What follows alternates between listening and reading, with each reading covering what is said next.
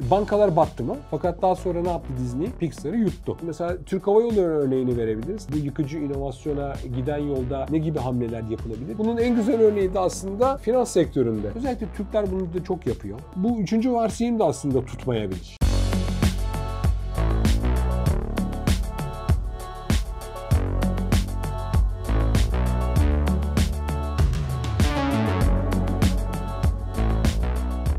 Hocam tekrar hoş geldiniz. Hoş bulduk. Şimdi geçen hafta demiştiniz ki, daha doğrusu ben size demiştim ki şu başta dediğiniz yıkıcı inovasyon ne ola? Siz de dediniz ki haftaya konuşalım. O zaman buyurun konuşalım. Kahraman bakkal süpermarkete karşı mıymış bakalım? İlk önce yıkım teorisini bir hatırlayalım. Bu yıkım teorisini daha önceki ilk bölümlerimizde biraz böyle konuşmuştuk. Orada ne vardı? Hatırlarsan çok hızlıca hatırlatalım. Bir sektör hakimi vardı. O gidiyordu. Müşteri segmentlerinin ihtiyaçları zaman içerisinde yavaş yavaş böyle tatlı bir şekilde ilerliyordu. İstersen ekrana getir onları. Müşteri ihtiyaçları ilerlerken piyasa hakiminin bir ilerlemesi vardı. O daha çok karlı müşterilere doğru gidiyordu. Fakat yeni işletme ilgilenilmeyen müşterilere hedefleyip bir sermaye oluşumu yapıyordu ve daha sonrasında hatırlarsan ana müşteri kitlesiyle öpüştüğü zaman yıkıcılık oluşuyordu. Hatırlıyorsun herhalde bunları. En büyük, en güzel örneğini de nerede verdik? Netflix'te verdik hatırlarsan. Blockbuster ve Netflix örneğini verdik. Bunlar aslında bizim verdiğimiz yıkım teorisine, yıkıcı iş modeline verdiğimiz en güzel örnek aslına bakarsan Netflix. Tabii şimdi bunları biz konuştuk ama bunları biraz teorik olarak konuştuk. Yani Netflix'in bunu başarmış olması veyahut mesela Türk Hava Yolları örneği de verdik hatırlıyor musun? Mesela Pegasus Türk Hava Yolları'na karşı yıkıcı bir hamle yaptı. Ama mesela Türk Hava Yolları bundan etkilenmemişti. Bunu da konuşmuştuk hatırlarsan daha önceki bölümlerde. Evet. Şöyle bir durum var. Yani genellikle böyle magazinel olarak işte iş dünyasında konuştuğumuz toplantılarda falan konuşulan şeyler işte öyle bir inovasyon yapalım ki işte yıkıcı olsun. Yıkım teorisi vesaire gibi herkes böyle konuşuyor. Biraz böyle bol keseden konuşuyor gibi hissediyor. Niye hissediyorum? Çünkü yıkım teorisini uygulamak, yıkıcı bir iş modeli ortaya koymak öyle çok da kolay değil. Yani biraz böyle piyasada duyduğumuz şeyler, öyle bir inovasyon yapıldı ki bu çok işte yıkıcıdır vesaire gibi diye duyduğumuz şeyler aslında pek de öyle olmuyor. Hatta yani şöyle bir şey söyleyeyim. İngilizce olarak işte Google'da yazdığınız zaman disruption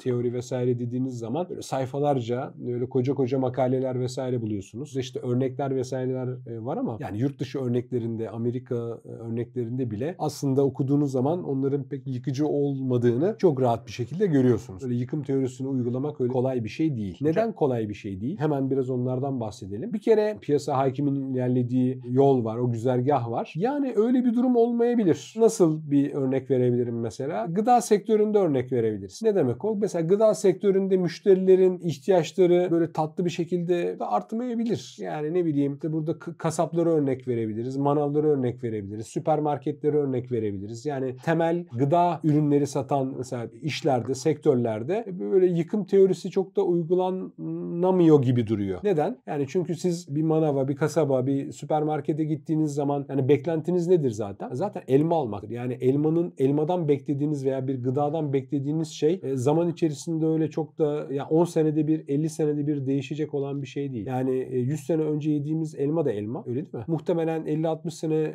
sonra yiyeceğimiz elma da elma olacaktır. O zaman şu vereceğim örnek, aklıma bir örnek geldi. Evet. Tam olarak kötü örneklerden biri mi? Sorun bu. Hangisi? Şimdi mesela Ankara'da, şimdi ismini hatırlamıyorum hangisi ilkti, tarihsel bir ara vardı kafamda da. Örneğin işte Aspava diye bir şey meşhur oldu. Yediniz mi hiç bilmiyorum. Ay yemedim. Nedir o? Aspava bir dönerci. Peki. Hatta açılımı Allah sağlık, para aşk afiyet versin. Amin. Aynen. Biliyorum onu. Evet. Şimdi bu bir dönerci. Bunun böyle SSK yani soslu soğanlı kaşarlı diye bir döneri var, tamam mı? Şimdi bu çok meşhur oldu. İnsanlar Esat'ta tıklım tepiş oraya gitmeye başladılar. Fakat tabii restoranın belli bir kapasitesi var.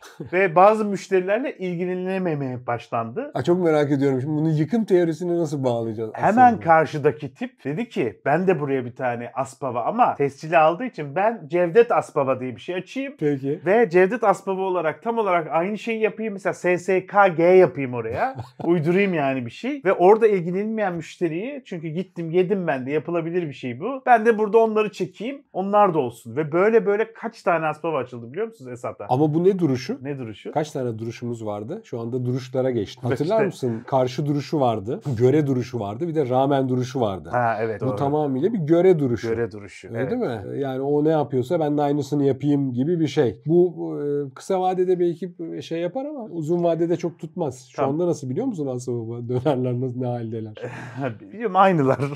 Yani sizin dediğiniz gibi elma yine elma. Hani. Evet. Bu birinci durumumuz bu. Yani illa böyle bir müşterilerin beklentisinin ilerleyeceği gibi böyle bir varsayım olmayabilir. Yani sektörden sektöre değişebilir. Bu bir. İkincisi hakim oyuncu müşteri talep ve ihtiyaçlarına cevap verebilir. Yani ne demek o? Yani illa böyle bir ulaşılamayan, ilgi şey olmayan müşteriler olmayabilir. Yani mesela bir startup'ı düşünelim. Özellikle mesela sağlık sektöründe. Mesela sağlık sektöründe bir sürü startup çıkıyor. İşte şunu yaptık, bunu yaptık vesaire filan. Veya mesela şöyle bir örnek olsun. Bir startup çıksın sağlık sektöründe. Desin ki ben işte falanca ameliyatta işte ölüm oranlarını %1'in altına düşürdüm desin mesela bir startup. Yani tamam bunu diyebilir de yani sen oturup ameliyat olmaya o startup'a gitmezsin yani. Veya başka bir yani şimdi biraz garip bir örnek oldu ama ama gideceğin yer yine hastaneler olacaktır. Yani yine büyük hastanelere gidersin. Anlatabiliyor muyum? Yani bu da ikinci varsayımın aslında yine biraz sektöre bağlı olduğunu gösteriyor. Bir başka örnek hakim oyuncu biliyorsun şey varsayımımız vardı. İşte karlı müşterilere doğru ilerler. Bu yıkıcı iş modeline karşılık veremez falan gibi bir varsayımımız vardı. Yo şöyle bir şey de olabilir. Hatırlar mısın korunaklı kale modelinden bahsetmiştik. Hatırlıyorum. Korunaklı kale modeli neydi? O hani hands deyip filan konuşmuştuk evet. hatırlıyor musun? Çok net hatırlıyorum. Neydi o korunaklı kale modelinde? Mesela devlet yönergesine veya devlet işte yasalarla, yönetmeliklerle düzenlenen mesela belki bir lisansım var. Öyle değil mi? Belki bir düzenlemeye tabiyim. Böyle bir durumda yıkıcı iş modeli uygulamak oldukça zor o yeni startup firma için. Böyle bir durum olabilir. Veyahut mesela Türk Hava Yolları örneğini verebiliriz. Türk Hava Yolları hemen çat diye Pegasus'un önüne Anadolu Jet'i çıkardı. Yani çok hızlı bir şekilde bu yeni yıkıcı iş modeline karşılık verdi. Değil mi? Bu üçüncü varsayım da aslında tutmayabilir. Son olarak dördüncü varsayımımız neydi? Hakim oyuncu ana müşteri kitlesiyle öpüştüğü zaman böyle bir teveccüh gördüğü zaman ana müşteri kitlesinde sarsılacak, yıkılacak falan gibi böyle bir varsayımımız var. Yok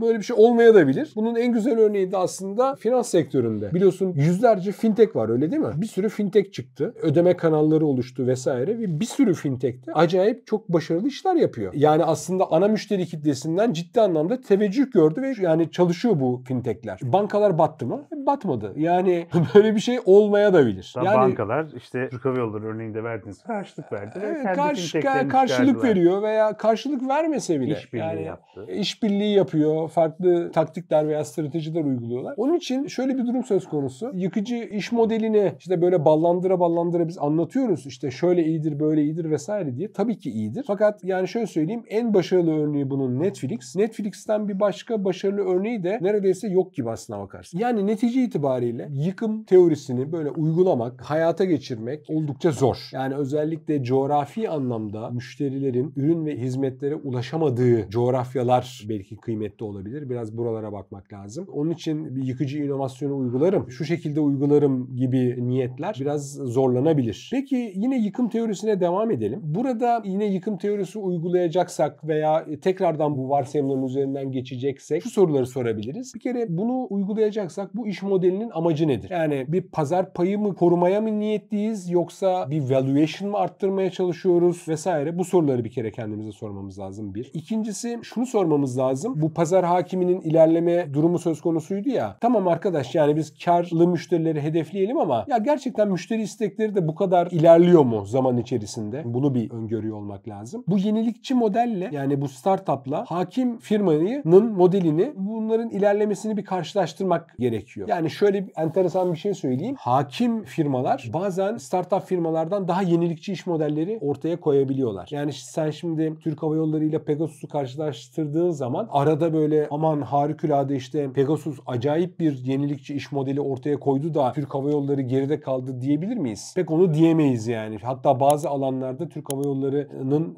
daha da ileride olduğu konuşulabilir yani savunulabilir. Peki ne yapmalıyız? Yani bu yıkıcı inovasyona giden yolda ne gibi hamleler yapılabilir? Bir kere ölçmek lazım. Yani bu inovasyonu kafayı kırıp yaptığımız zaman, bu yapmaya çalıştığımız veya yapmaya istekli olduğumuz zaman bu değer mi? Yani bu kadar işin altına gireceğiz. Bu sektörde hala değerli mi bu inovasyonu yapmak, bu yıkıcı inovasyonun altına girmek? Yani bunun kararını vermek lazım bir. Mevcut yeteneklerimizi acaba başka sektörlerde kullanır mıyız, kullanamaz mıyız? Bunu bir ortaya koymak gerekiyor. Ne gibi? Mesela yıkıcı inovasyona maruz kalan diyeyim firmalardan bir tanesi de aslında mesela Fujifilm. Biliyorsun yani Fujifilm eskiden değil mi? Hepimizin elinde fotoğraf makineleri vardı. Cep telefonları çıktıktan sonra artık sadece profesyonel anlamda değil mi?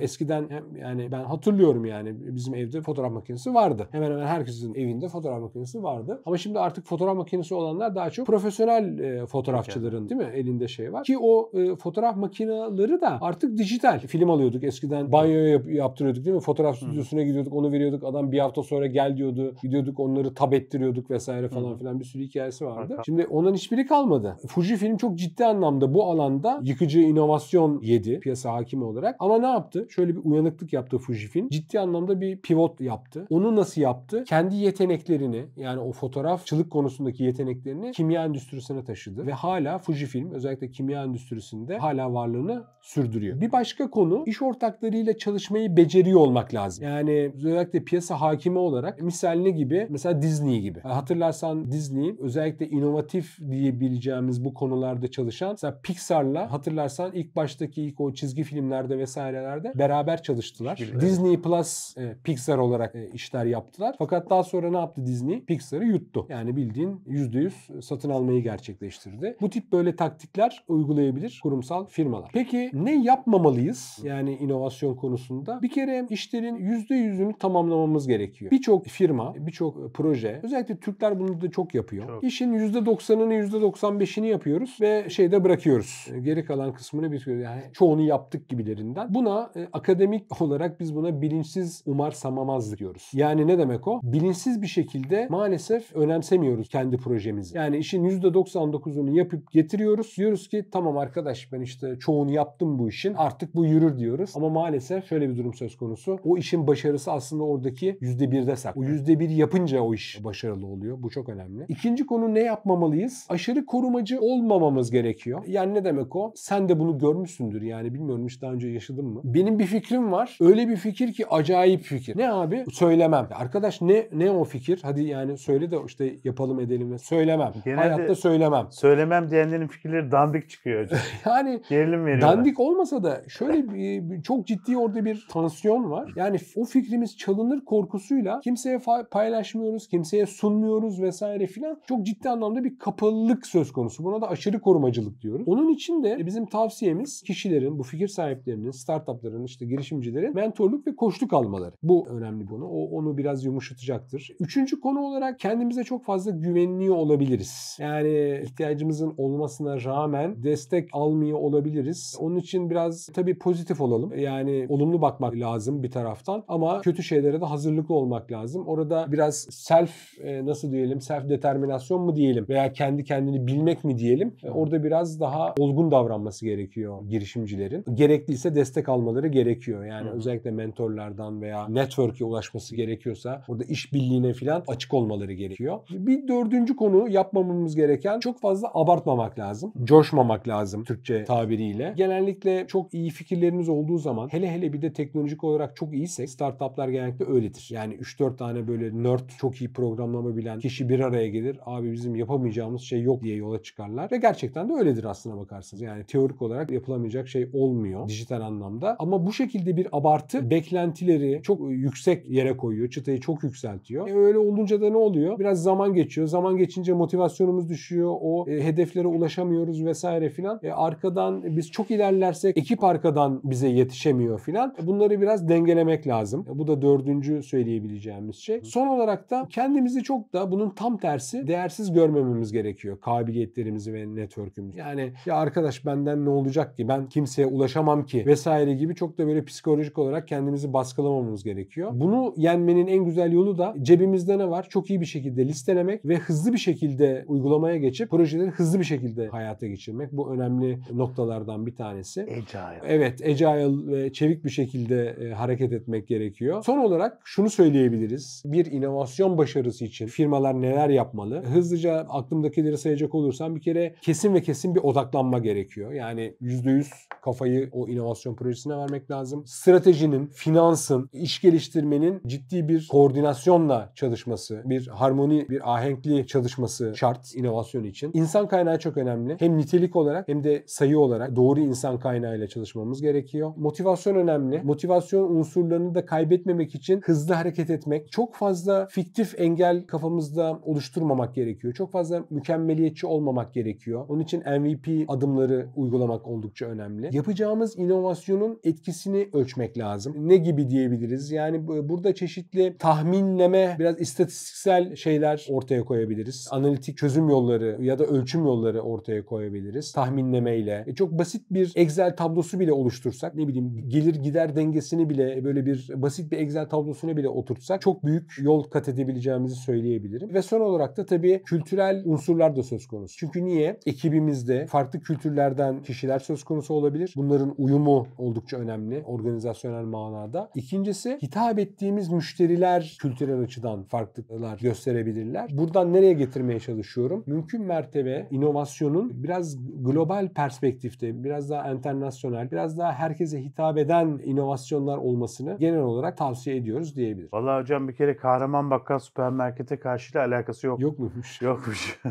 Ama öğrendiğimi düşünüyorum. Geçen hafta işte sürdürülebilir inovasyonu anlattınız. Bu hafta yıkıcı inovasyon. Benim için şöyle bir hal aldı aslında bu hikaye. Yıkıcı inovasyonu yapan insanlar biraz taklitçiler oluyor ister istemez. Çünkü ortada bir şey var. İşte böyle bilinen bir şey var. Onu böyle yıkıp geçmeye çalışıyor. Yani sıfırdan bir şey üretmiyor gibi. Biraz evet doğru söylüyorsun. Kafa tutuyorlar. Çok büyük bir meydan okuma bu. Evet. Yıkıcı inovasyon. Kolay demedim de çok fark olarak söyledim. Çok zor yapılması, gerçekten başarılması zor bir meydan okuma. Ama bu meydan okumayı çok akıllıca yapmaları lazım. Meydan okuyacak mıyım, okumayacak mıyım veya ne zaman meydan okuyacağım mı görmeleri lazım. Bu mesela Fujifilm örneğini verdim mesela. Orada bile biraz zamanın getirdiği faktörlerden kaynaklanan, hatırlarsan geçtiğimiz hafta bu inovasyon başarı faktörlerinden bahsetmiştik. Orada neyi söylemiştik? Zamanlamayı söylemiştik. Mesela Fujifilm'deki mevzu o. Hani zaman olarak, çağ olarak zaten o fotoğraf filmlerinin zamanı geçmişti. Zamanlaması denk düştüğü için böyle bir yıkıcı inovasyon söz konusu oldu. Doğru. Bu arada şimdi tekrar düşününce alakası yok falan demiş Kahraman Bakkal süpermarkete karşıyla. Sadece şey biraz tezat ya. Şimdi buradaki bakkal aslında sürdürülebilir inovasyonu yapmaya çalışan. Ticareti oturtmuş işte bir şeye. Süpermarket de aslında ben senin yaptığını senden daha iyi yaparım diye. Ama tek farkı birinin bütçesi çok büyük, birinin değil. Yani yıkıcı olmaları açısından evet Kahraman Bakkal, anlatabildim mi ne demek istediğimi, yoksa kapatayım mı bu konuyu? Bence kapatma konuyu. Tamam hocam. O zaman haftaya başka konuları kapatmak üzere görüşürüz. Çok teşekkürler.